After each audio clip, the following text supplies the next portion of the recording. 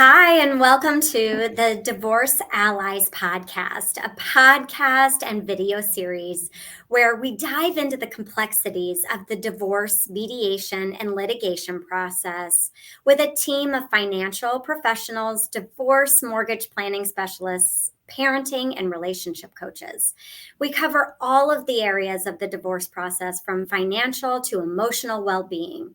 I'm Emile Flowers. I'm a divorce mortgage planning specialist, and I'm with Victoria McCooey, our high conflict divorce coach. So today we're going to be speaking about building confidence around mortgages in divorce, which tends to be one of the most challenging things I think I've been doing lately. So, Victoria, welcome. I'm so excited to I know we've been wanting to have this conversation for a long time. We have, and I think you want to start out with a story for us because I really want to hear the story. It's about not having a voice, and we've been programmed not to be able to make decisions, to think that we don't know enough, that we aren't smart enough. You know, especially when you're in a high conflict, abusive marriage to a controlling partner, they've probably spent years or even decades making you feel this way. So now you're at this low place in your life and you're having to make these decisions. So in my own divorce, I was selling my house. We were divorcing. It wasn't part of an agreement. It was just that he was ordered to pay the mortgage and wasn't paying it, and it was going into foreclosure. And I, against court order, sold it or got it into contract because it was in my name alone. So yeah, but I couldn't get in front of a judge. I couldn't get anyone to react. And they said, "Oh, she's overreacting. She doesn't understand how this works." This is my ex-husband, soon to be ex-husband at the time. She doesn't she's just being she's getting those threatening letters, but it's not really going into foreclosure. She's just naive. She just doesn't realize. And I was right. I was not being naive. It was in foreclosure. And he's saying, "Oh, I'm just being overreactive." So I did what I thought I had to do, which was to go against court order. And we had a lot of equity in this house and put it on the market, which I was able to do. So when we went to the closing, so I'm just going to have to use real numbers. There's no way around it because there was a mansion tax. And if the house sold for over $1 million, I don't know if this is still the way it is, but if the house, this was a long time ago, if a house was selling for over $1 million, it was assessed an additional mansion tax to the buyer on top of, right? Do you know what I'm talking about? It's actually probably a state thing more than a federal thing. Okay. In my state, that it was relatively new. So it was selling for $1,050,000, this house. And I had put it on the market, I don't know, like for 1.1, whatever. And so the argument, of course, my ex-husband was yelling and screaming that I was underselling the house because he didn't have a say in any of it. And he was trying to purport that the house was worth, $1.3 million. It was by far the best price anyone ever would have thought we would ever get for this house. So he's fighting that I'm underselling the house. And then we go to the closing and my real estate attorney says that he's going, in order to save the buyers, he's not even working for the buyers. In order to save the buyers the mansion tax, he's going to write the contract so that they pay the real estate agent, my agent, separately, and then reduce the price of the house on paper to under $1 million. So they're paying the same number, only they're paying the real estate agent instead of my having to pay the real estate agent from what I get. And I'm saying, you can't do that. I'm already under the microscope. They're trying to argue that I'm underselling this house. If you put it on paper that it's even less than what I'm selling it for, it was like $50,000 or what, I don't know. now it's making my job even harder. And he's like, no, it's obvious. It's like, it's in the contract that there's a, no. I'm like, you don't understand. You're giving them ammunition to use against me. And he absolutely would not do it the normal way. He controlled it. Now, what do you think about that? So, I'm not going to say what I think about the attorney in that situation, because here's the thing. When we're dealing with a normal, just everyday situation, we're selling this house or whatever. Yeah, you want to, rearrange the numbers and come up with a different agreement. Sure. I mean, I'm all for that. I mean, it has to be documented, right? Exactly. Via the contract amended and, all that stuff. But I think you're right. In a divorce situation, you're right. It adds fuel to the fire. Every little detail matters. Exactly. And it can come up again. I felt like I had no voice. I'm trying to explain. I'm in a contentious divorce. I am being accused of underselling the house as it is, which is untrue, but that's what they're going for. I'm selling it against court order, basically. Like they had to make an exception for me to sell it because I had already entered into a contract. So I already have a black mark against me. Like you work for me. Like That's right. I have to tell, but this guy would not listen. So this is how I think it leads into what we want to talk about, how as women, we need to make sure our voices are heard. I 1000% agree. And this story can lead into yet another conversation for another day, because I do want to discuss at some point what happens when you have late pays and foreclosures and stuff, and people, what people assume versus what the mortgage guidelines actually say. So let's put a pin in that and come back for another one, because you're just getting me very excited about things. So I agree with you. When we're in a contentious divorce situation, and I've seen it over and over again, especially with my female clients, I hear all the time, he told me I can't qualify on my own. He told me that, I'll never be able to keep the house, purchase the house, maintain the house, do any of the things. And you have no voice. And even you have this attorney now who isn't even part of your divorce process. And he's trying to run the show, and it's like you're getting it from all ends. Nobody's. And let me just tell you the end of the story is I was right in that this haunted me for years, this number, and they wouldn't budge on it. And as much as I tried to explain it, there it was in the contract. All they had to do was show that contract and documentation, and there was the number they were going by. Yeah, there was the number, but it wasn't the number that was agreed upon, and therefore it became an issue. So, and we run into that with valuing the property when you're keeping it and things like that too, where the couple agrees on some random number, and then the lender has to use their own appraisal, and it doesn't even touch that number, right? And then there's issues with financing. So we run into these issues all the time because we're working from feelings, right? And we're working from this high conflict person who gets his jollies off of the expertise. They're striving to be the expert in every area and wanting to exert some sort of control over that process. And unfortunately, with the mortgage guidelines, state or federal, right? So they're very clear. And we kind of talked about this a little bit yesterday.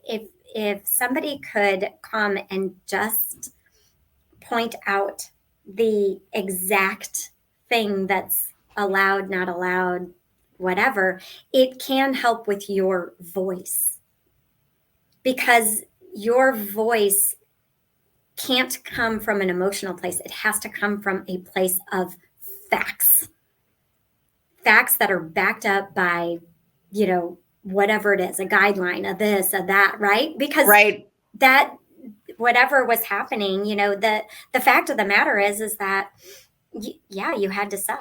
Yeah. I And mean, a if I had foreclosure, known what I know now, and if I'd yeah, had somebody like you talking to me back then, what were we saying just yesterday, you and I?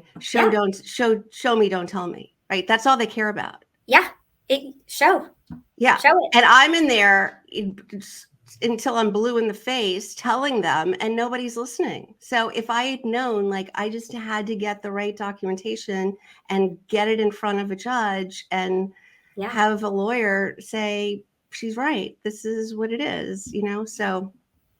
It's amazing to me.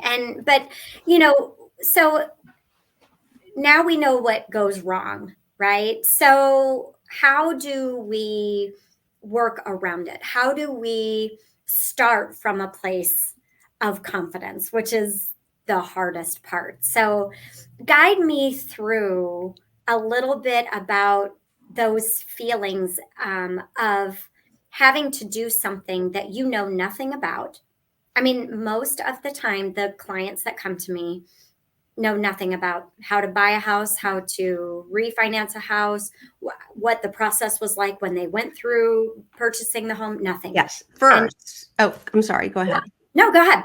First, I want to say, take away all of the guilt you're putting on yourself, right? It's not your fault because you're doing everything.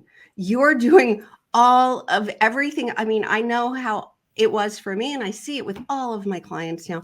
You're doing all of the childcare.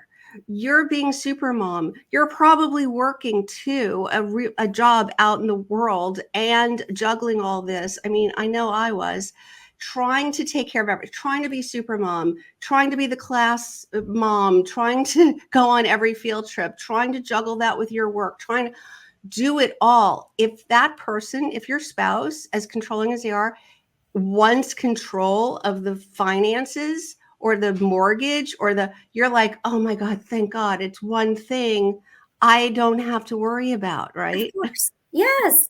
Well, and the way I put it in even healthy relationships is, okay, so you went into this as a partnership, right? And I loved your, this is the only contract that we don't read before we sign it. Like, oh, I didn't even think about that. Right. But we go into this as a partnership. So if you did every job together, you'd never get anything done. So you're like, yep, you Yeah. take the lawn and the, trimming, and I'll, vacuum and mop the floors, and you take the bill pay, and I'll take the, Divide and conquer, right? You it's like, have to. there's so much going on that you need to divide and conquer. And so that's the first thing that I get is people come and they're like, I don't really know anything about our finances. And we're ashamed. They're ashamed. And I feel bad. And I'm like, why do you feel bad? Like, okay, so that wasn't your job in the relationship. Okay. Yeah. So And now it's all there, but it's usually for when they're with a narcissistic controlling partner, it's very manipulative. It's premeditated that I'm going to overburden you in all the other things so that I can keep this a secret. so then tell me how that comes together then. So how do they break into the no? Yes. It's when there's a cycle that women go around, right? Well, They yeah, go, tell me. this isn't right. This is not feeling good. This is not the way. I don't think most marriages are, they start going, I don't like this. Like something doesn't feel good. And then when they start questioning or acting or making boundaries or speaking up, one of two things happens. Either they get loved bombed back in, like, oh, what are you talking about? They put you back up on a pedestal and they love bomb you until you lose interest in standing up for anything. Mhm. Or the other extreme, and that's what usually happens in the beginning. But then as time wears on, the other way usually comes forward, which is abuse. Yeah. They push back so hard, you're like, okay, well, that's not going to work. Like that's worse. So you go back. So the statistic is that women go around that cycle of trying to leave and getting sucked back in, either by love bombing or abuse, on average 7 times before they leave for good. Okay. So there, of course, we're not going to leave the first time, right? You're trying to figure this out.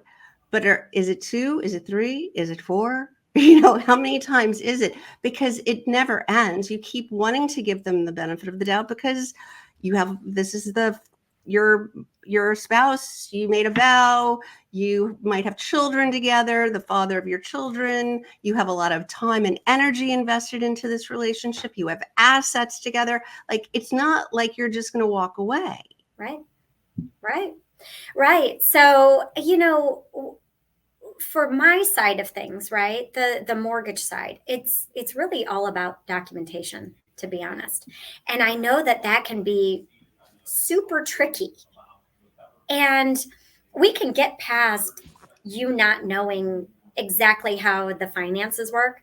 That can be learned very easily.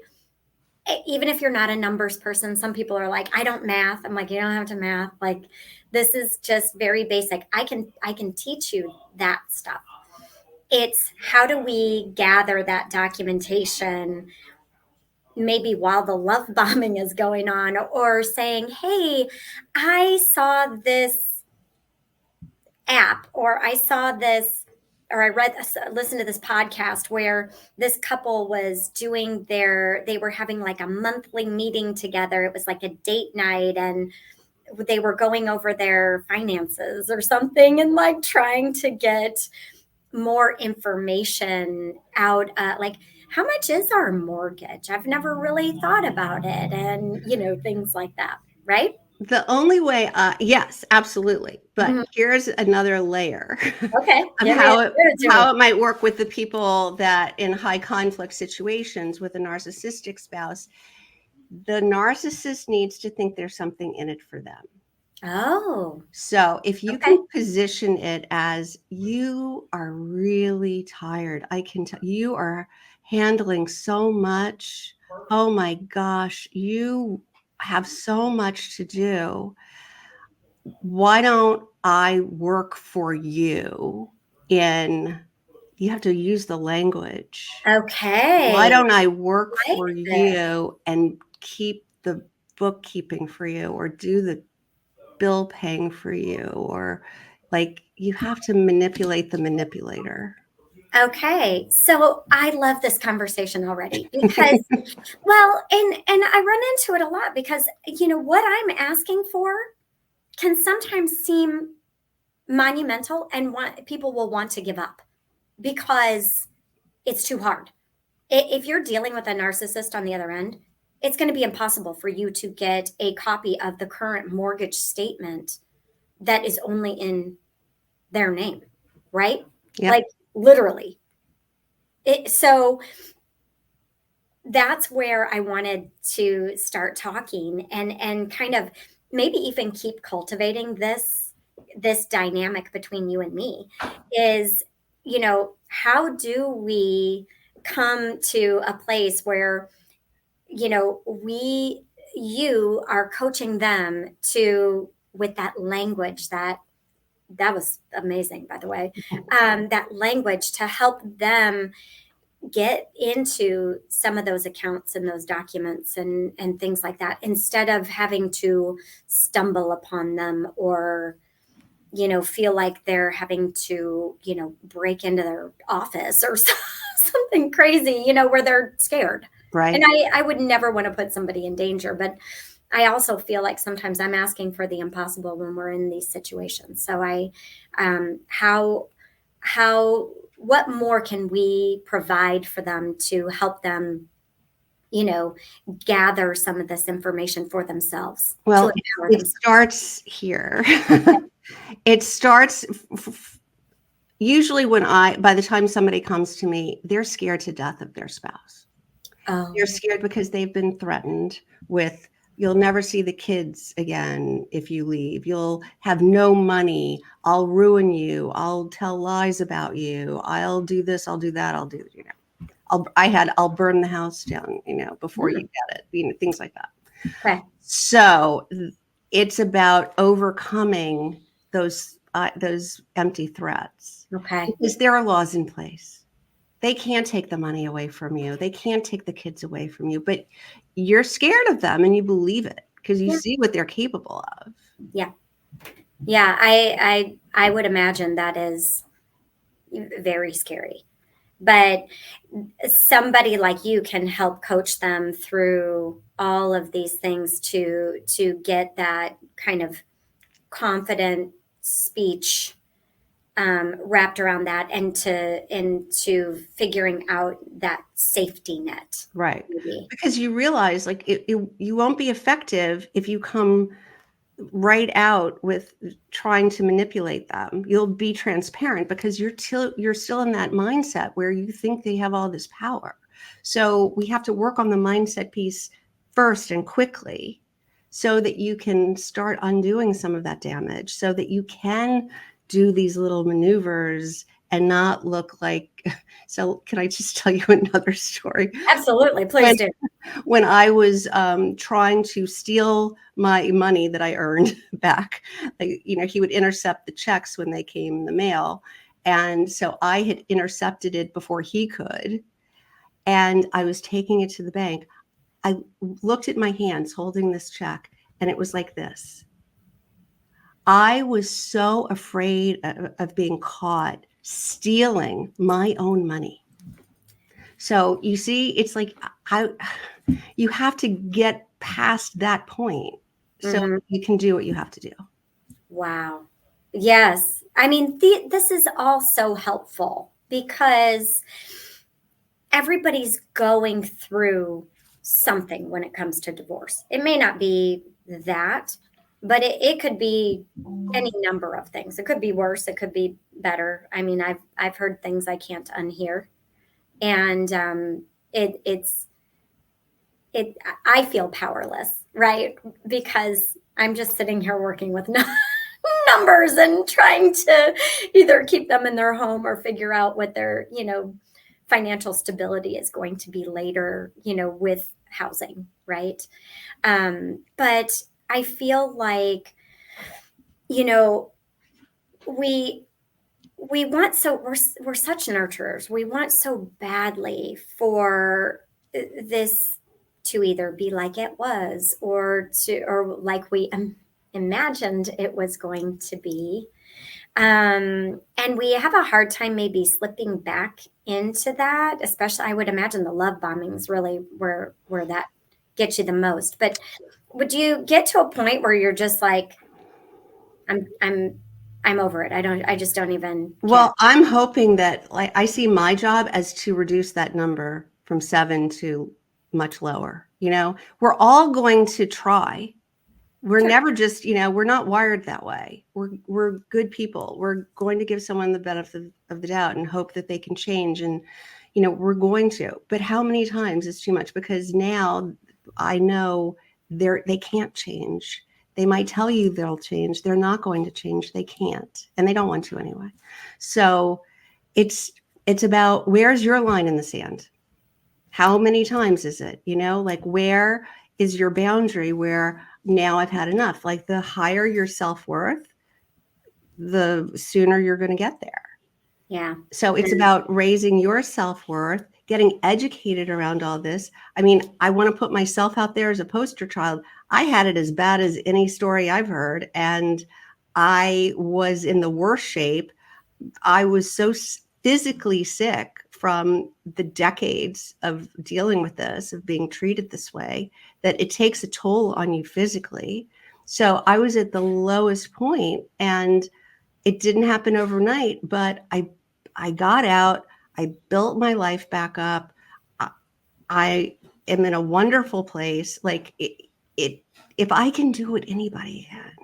Yeah, I believe that. I know I've talked to you enough to know this, and I love the way that you know talk to people where you embrace what they say, but you're also working to move them forward and moving that needle. And I can't imagine somebody doing this process alone. The more that I learn about divorce coaches and you, especially you and Kristen and stuff, I'm just like, yeah, we really need this because you know there's such a separation between um, what the attorneys do and don't do, and the financials do and don't do, and all of that, and then you moving the needle forward on getting out, right? Right. There's a lot of separation there. Well, we're replacing the well-meaning sister or mother and the friends who give bad advice, or the people who are just like, I don't want to be anywhere near this. I remember, my kids were little, my friends were all the mothers of my kids' friends, right? Yeah. So, yeah, literally a woman who I was friendly with, I saw her cross the street, go to the other side of the street to avoid me walking down the street. It's like, you've got a disease that I do not want to catch, right? It's like, I don't want this anywhere near me or inflicted on my family, right? So you're isolated, you're very alone, and then you're getting probably not the best advice from people who've never been divorced or have never been married to a controlling, abusive person, or right. Or maybe got out of it the wrong way, right?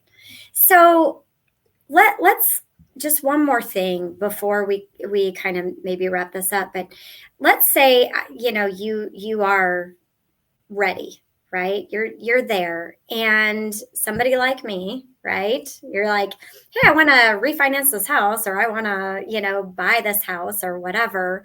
And we're in the midst of our, you know, divorce. It's been maybe filed, or we're in mediation, or whatever. Um, and I'm saying, hey, I need current mortgage statement. I need the homeowner's insurance. I need several And they're documents. like, Yeah. And they're like, it's in my husband's name. I don't even know how to get a hold of that because they literally can't request it. The bank will not give it to wow. them because they're not on the mortgage, which is crazy to me because typically they're on title, but they are not allowed to have a copy of the mortgage statement. So That's insane. how do they go about? I was going to ask you if you had a trick, a mortgage Well, trick. I don't. I mean, it's a very difficult thing to get. You know, you can either, I guess, request it. You could subpoena it. Maybe you Well, could, what you know, I would, because the attorney has to turn it in, and they have to maybe share discovery. That would be maybe the only way. But if somebody's dragging their feet with discovery, yeah, you yeah. know, I mean, yes, you go through the proper channels of requesting, demanding it in discovery, and it exists. So then it would, if they don't, then it would be subpoenaing the bank. But do we have time for one more story? Because it's about, sometimes you have to take matters into your own hands, and you have to maybe manipulate someone into giving it to you, maybe intercepting something, maybe doing something that doesn't feel like it's in your integrity right now. You have to mhm. not be who you are. You can go back to being the straight arrow, but this is warfare, because Yeah, they're not playing by the rules. And this is the thing.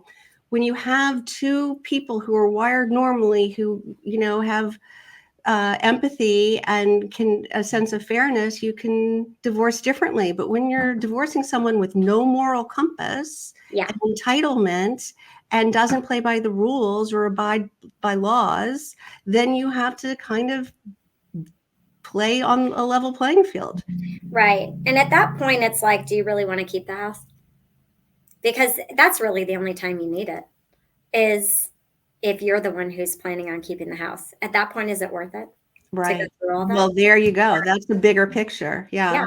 Because otherwise you can just sell it, or he can refinance it and you can go do what you need to do. And, then we can have a whole nother conversation about what equity looks like and stuff like that, and how to fight for that. But, yes, are there ways around not providing that information? Yeah, you just don't keep the house. There you go. Then you have to be coached in a different way. Exactly. That's why we need you. Accept what life may look like outside of this home, this life, this. You can imagine this person, this woman is really worn out, beaten down, and maybe even literally beaten down, right? Mm-hmm. And it's so overwhelming, the idea of any change, like selling a house, it all seems too overwhelming, and we all get stuck on that. No, the kids have to stay in the house. They're too much disruption, and the kids need to be in this house. And I've seen more times than I can count somebody fight for the house, get the house, and then move, because the house, either they can't manage it financially, or it's like dad is missing from that house. Dad used to be there and now he's not. Yeah. Why not start fresh in a new place? Well, and I would imagine that feeling at the moment, a fresh start doesn't seem like a fun thing like it does for some people. I can imagine a fresh start is sort of like you're going kicking and screaming with this fresh start. But then I would imagine with the right coach in the background, the right support in the background, that could come around pretty quickly and easily. For me, it's showing the numbers, black and white, how this works, the guideline that's attached to it, the actual numbers that they would need to keep it, or maybe move on, or have stages to their moving on, and what that could look like. And, one of the things that I tell people, and it's just because I'm not in your position, right? I just say, divorce looks differently a year from now. The decisions that you make right now don't have to be your decisions forever, not even with houses. And it's really interesting to watch people relax, because they think of a home as this kind of forever stability object, in my opinion. And they also look at mortgages as something that is something you have to be tied to for your eternity. And it doesn't work like that. The 30-year mortgage is there to spread out payments. It's not there to be there for 30 years. You're going to change it. You're going to refinance. You're going to sell it. You're going to pay it off. You're going to do a million things with it. And it's just there to spread out the payments. It's okay that you're there for a year and then you do something. People do it all the time. It's okay. But it's very interesting to watch that realization kind of come together. And I get it. I'm supposed to be the one who's like, yeah, it's a house. It's a whole house. But it's not. It's okay. So we're here. And then we could be there, and then we could do this, and later we can do that, right? Right. And that's why it's called planning, right? So we're just planning. We're not making like permanent decisions here. You know what I think gets in the way is one of the go-to pieces of advice they get from anyone who is they ask is don't make any big decisions. Don't make any big changes right now, right? You're in a volatile place. So they think, okay, well, that means don't sell the house. So Right. yeah, you have that hurdle to get over too. Yeah. And then if you have problems with the mortgage like you did, that's not coming together. Mm. It isn't. And again, we'll talk about that another day. But and we can go through like exactly what that looks like on the other side. And I think that that would be a really interesting conversation for you to give me the narcissist view of that process, because it would be a good one. Great. So yeah, look forward to it. Yeah, I have loved this conversation. Me too. I love that you just have the right, gosh, there's just something about the way that you speak to people and help them to come to the other side. You have a gift. Well, thank you. But I same at you, because I know I've told you before, I didn't even know we needed any, my clients needed you. They need you. Like, I didn't even know you existed before meeting you, that this is so specific and that people are walking away with orders that are untenable. Yes, yes. There are so many people that cannot execute on their agreement at all. And people that don't know what divorce mortgage planning is. And it's so helpful, because it's like, you already know what you're going to be able to do and what you're not going to be able to do and how it's going to work. And then you're kind of getting adjusted to the decisions that you're going to be making, right? Because you've already seen what you can afford, what you can't, what do this, what do that, right? It's already there. And so it helps you make educated decisions, but it helps kind of get your brain used to thinking maybe in a different path than you originally started, because you might not be able to do the thing that you originally wanted to do. Mm-hmm. And then there's the professional side, right? That the professionals don't know what I know. Right. So you know how I see you? I see you as like a nutritionist. You're like a financial nutritionist. You're like, okay, let's take a baseline and see where you're like what your body needs. Like, okay, your vitamin D is really good, but you need way more omega-3s over here. And this is how you're going to get there, right? And this is the areas you need to work on going forward, so that you can buy a house or you can be financially solvent. Maybe that's why my previous experience and career has worked out so well together. Yeah. With my fitness and nutrition background. But yeah, it's a lot like, I guess it wouldn't be financial fitness as much as it's like mortgage fitness. You're like, mortgage. Yeah. This is what we're doing, but it doesn't have to be permanent either. So, well, Victoria, thank you. I can't wait to do this again.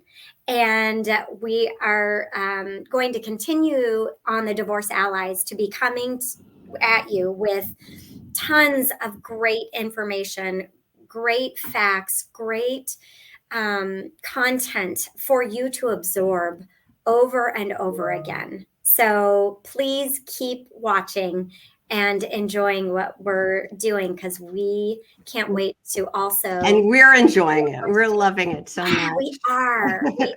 Okay. Thanks, Victoria. Okay. Bye. Thank you. Bye.